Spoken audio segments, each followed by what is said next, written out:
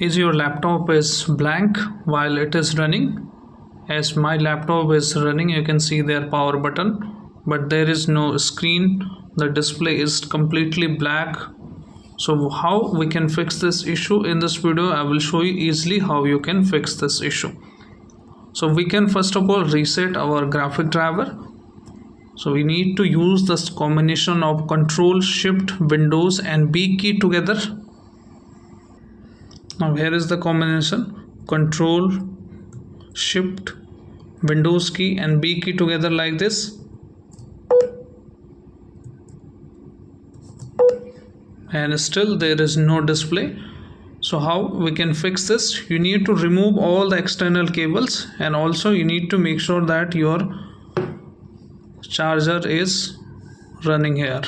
As you can see there, the sign of charger, and from here as well, when I turn off the charger, you can see, so it means that my charger is working fine but laptop is not turning on. Now then what you need to do is you need to remove all the external cables, including the charger as well.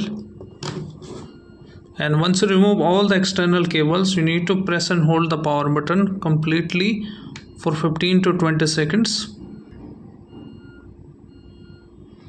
And once you see it is completely shut down, just leave your system for 15 to 20 seconds.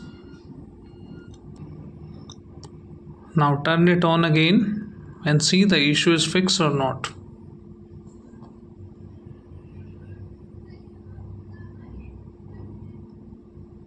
So as you can see, the display is coming up and window is loading. The issue has been resolved. If your issue is still not resolved, then you can clean your RAM, the laptop RAM, and thereafter it should be fixed. So this is the short video guys, and I hope this video helps you. If yes, then hit like, subscribe and share. Thank you. Thanks for watching.